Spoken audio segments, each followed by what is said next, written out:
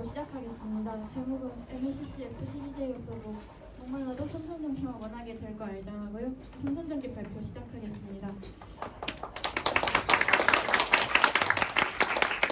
옵차는 다음과 같고요.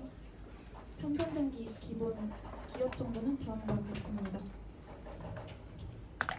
네, 그럼 바로 산업 분석 발표 시작하겠습니다. 전기전자에서 주목해야 할 가장 큰 이유는 AI입니다. AI의 중심축은 학습에서 추론을 넘어가면서 토큰 최장 역시 급증하고 있습니다. 추론의 대표적인 모델인 에이전틱 AI는 인간의 논리적 사고 과정과 같이 계획, 실행, 관찰, 피드백을 반복하면서 문제에 대한 답을 찾아냅니다. 이러한 AI 모델은 학습 중심 모델보다 단일 요청당 처리해야 하는 토큰 수와 전체 시스템 토큰 수의 증가로 인하여 하드웨어 부분 역시 이를 뒷받침해야 됩니다. 따라서 하이퍼스케일러들은 대규모 인프라 투자를 통해 AI 경쟁을 덮치고 있고 AI 경쟁 시장이 더 우위를 점하려 하고 있으며 이러한 과정에서 전기전자 산업은 AI 인프라 전력 안정성에 중요한 역할을 합니다. AI 기술 발전에 따른 가속기 성능 역시 동반 상승하면서 제품의 전력 안정성이 중요해지고 있습니다. 엔비디아의 AI 가속기 기준으로 세대가 지나가면서 높아진 연산 능력과 함께 전력 소비 역시 덩달아 높아지고 있습니다. 최신 블랙7의 경우 GPU 하나당 1.4kW를 소비하고 있으며 이는 일반 데이터 센터 대비 약 10배 이상으로 높은 전력의 수요를 요구하고 있습니다. 결국 각 서버로 이전보다 더 높은 전력 공급이 이루어지면서 이에 따라 전압 변동성, 즉 노이즈가 커져 가속기의 일정한 동작이 불안정해집니다.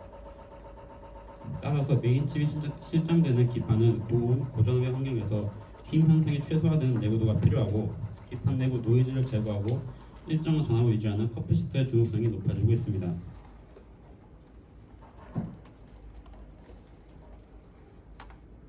다음으로 AI 데이터 센터 내부 네트워킹 역시 주목해봐야 될 점입니다. AI가 학습에서 추론을 넘어가면서 더 많은 트래픽 처리와 더 낮은 레이턴시를 요구합니다. 따라서 서버들을 연결한 광부들 역시 400GB에서 800GB 그리고 1.6TB로의 전환이 이어지고 있습니다. 이러한 케이블들은 일정한 토폴로지 하에 설명되는데 데이터 센터의 구조는 앞서 언급한 니즈를 충족시키기 위해서 기존 리프 스파인 구조에서 한 단계를 더한 3티어 구조로 나가고 있습니다. 해당 구조에서는 칩, 서버, 랩 간 영역을 담당하는 스위치, 대표적으로 아래 보이시는 NVLink 등의 스위치 개수가 급증하며 이러한 스위치는 빠른 정속 능력을 위해 전력 안정과 노이즈가 최소화되는 기판 부품이 필요합니다. MLCC는 소형화 고용량이 특징인 커패시터입니다. 이는 전자산업의 쌀이라고 불릴 만큼 고가 전자제품의 전력 안정성이 필수입니다.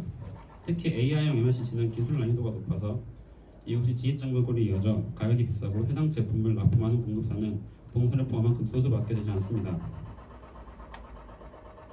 한편 엔비디아의 가속기 기준 MLCC 탑재량은 최대 30만 개까지로 크게 높아지고 있으며 AI용 MLCC 시장 역시 2030년까지 연평균 30%의 높은 성장률이 전망된 만큼 특정 기업들의 지속적인 수요가 전망됩니다.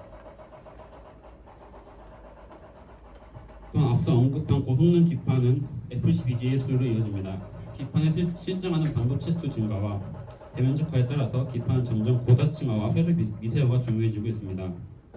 해당 기판 시장 이전까지 PC 중심의 ITM 매출이 대부분이었으며 AI 인프라 확장 초기에는 엔비디아의 협력을 통해서 수요를 사실상 독점하고 있었습니다. 그러나 ASIC과 네트워크 칩 수요가 나중에 증가하기 시작하면서 기판 수요의 확장과 이에 따른 공급사 다변화가 기대됩니다. 공사 역시 AI형 기판 공급이 가능한 티어 1 공급사로서 이러한 수혜를 받을 전망입니다. AI형 기판 시장의 경우 기술적 어려움으로 인해 수요 잠식과 고객사 수요 증가로 티어 1 공급사들의 가동률은 빠르게 채워지고 있습니다. 공급사 역시 AI용 제품 생산을 위한 설비 투자를 늘려가고 있지만 현재 보여지는 수요 급증을 생각했을 때 캐파 상승분만큼 가동률 상승분만큼 빠르지가 않아 시장에서 쇼티지 현상이 나타날 것으로 전망됩니다. 다음으로 봐야 될 산업은 자율주행 부분입니다. 자율주행 시장의 규모는 향후 5년간 2.5배 성장할 전망이며 특히 북미 시장에서의 급성장이 예상됩니다. 웨이모는 이미 미국 시장에서 성공적인 정착을 하였으며 테슬라의 사이버캡은 올해 상반기부터 본격적인 생산에 들어갑니다. 자율주행을 작동시키는 칩셋은 여러 시스템이 하나의 칩으로 집중된 시스템 온칩으로서 다수의 반도체가 실장되어 AI 가속기와 마찬가지로 연산선을 형성하고 그에 따라 전력 소요가 증가하고 있습니다. 이에 따라서 이 해당 부분 역시 고성능의 기판과 MLCC가 필요한 사정입니다.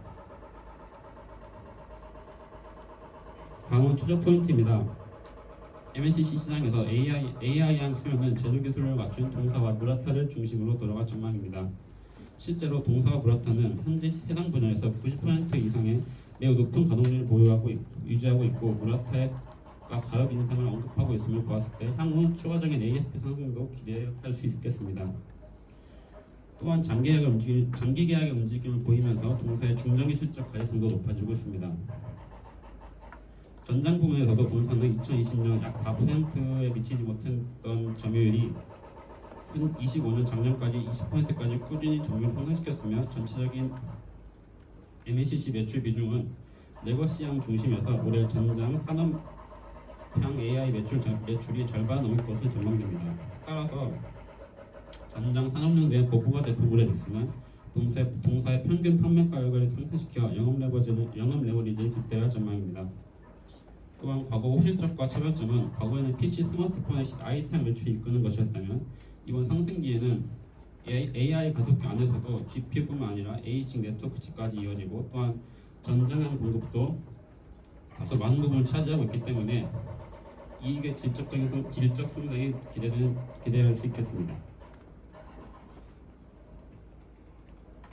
두 번째 투자 포인트는 FCBJ입니다. 동사의 FCBJ 사업 또한 AI의 수요를 받아 실적 상승이 예측됩니다.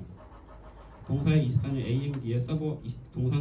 AMD의 서버용 기판을 납품 시작으로 AI용 기판에서의 가능성을 보여줬으며 최근 들어 ASIC 시장이 성장하면서 동사는 메타, 구글, 아마존 등의 주요 밴드를 자리 잡았습니다. 또한 엔비디아의 스위치 기판을 납품하면서 동사는 AI용 기판 시장에서 전방위적인 밴더에 위치하게 되었습니다. 또한 전장 부분에서도 꾸준히 테슬라 칩 기판을 납품하는 주요 밴더로서 테슬라와 AI6 모델 또한 삼성전자와 협력함에 따라서 동사 역시도 해당 칩의 기판 납품을 할 것으로 전망됩니다. 정리하자면 빅테크를 중심으로 고객사가 2개에서 7개로 늘어났다는 점을 통해 동사의 월의 매출 중 서버 네트워크 비중을 크게 늘 것으로 전망되며 기존 PC에서 서버, 전장용 고부가 기판으로 제품 믹스로 FCBJ 역시 올해 빠른 실적 회복이 전망됩니다. 결국 해당 사업부의 카파 역시 작년 3분기 기점으로 상승 중이며 올해 안에 풀 가동이 예상되고 따라서 MLCC와 마찬가지로 PQ 동반 상승으로 인한 레버리지 극대화가 기대됩니다.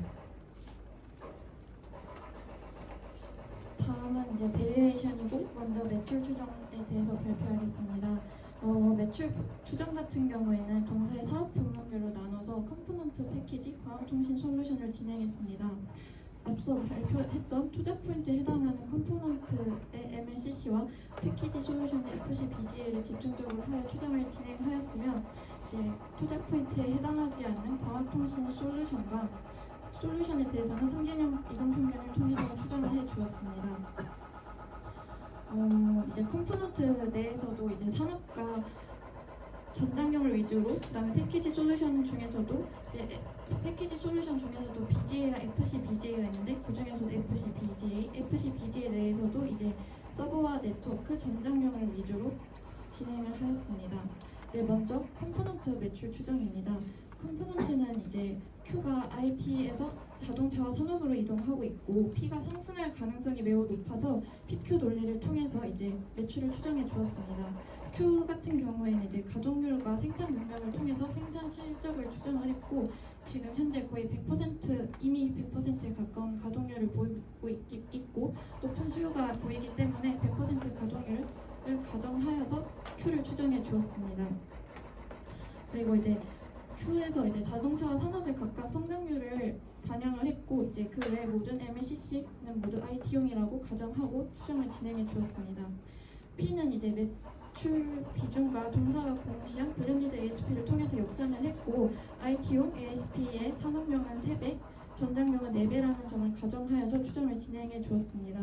이제 1분기에 이미 1분기 약 한 2주 전쯤에 무라타가 공식적으로 가격 인상을 고려하고 있다라는 말을 했고, 그다음에 이미 수요가 너무 높고 과거 2018년과 21년 그런 사례를 보면은 이미 가격 상승한 사례를 봐서 저는 무라타가 1분기에 가격 인상을 얘기를 했고, 그럼 이제 2분기부터 가격 인상을 시작할 거고, 뒤따라서 동사도 3분기부터 가격 인상을 할 거라고 가정을 하여서 20% 인상하여서 적용해 주었습니다. 다음은 패키지 솔루션입니다. 패키지 솔루션은 앞서 말씀드린 것처럼 FCBGA 중에서도 전장과 서버 네트워크 위주로 진행을 해 주었는데요. 그 외에는 모두 3개년 이동 평균화해서 추정을 진행하였고요. 전장과 서버 네트워크도 모두 PQ 논리를 통해서 진행을 해 주었습니다. PQ 같은 경우에는 이제 그 예상 출하량과 점유율을 통해서 추정을 해 주었고요. 특히 P 같은 경우에는 전장용 같은 경우는 시장의 추정치를 인용했고, 그다음에 서버 네트워크 같은 경우에 P는 이비덴의 엔비디아 향의 매출액과 출하량을 통해서 역산하여서 매출을 추정해 주었습니다.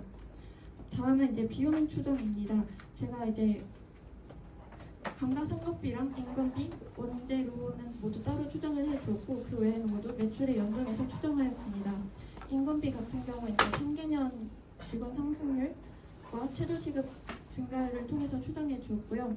그리고 이제 원재료 같은 경우에는 원재료 비해 같은 경우에는 매출에 연동을 하되, 특히 패키지 솔루션 같은 경우에는 현재 CCL이라는 원재료와 굴이라는 원재료 가격 인상이 매우 거의 확실시하는 게 보이기 때문에 현재 22%의 원재료 비를 갖고 있고, 과거 한 30%의 좀 더 높은 비용을 들일 거라 예상을 해서 30%를 가정하여서 추정을 진행해 주었습니다.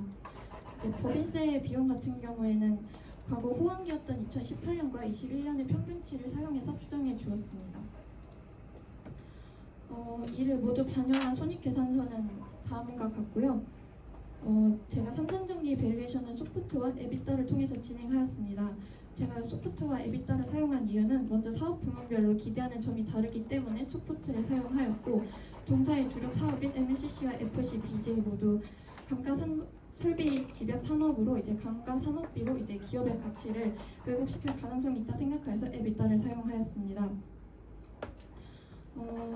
지금 과거 동사가 IT와 전장에 대한 수요 증가로 타이트진 공급에 가격이 인상이 발생하였지만, 이번에는 전과 달리 이제 AI라는 훨씬 더 큰 수요가 발생하며, 또 동시에 부품 스펙을 상향시켜서 수익성 자체가 전과는 다르다고 생각을 하였습니다.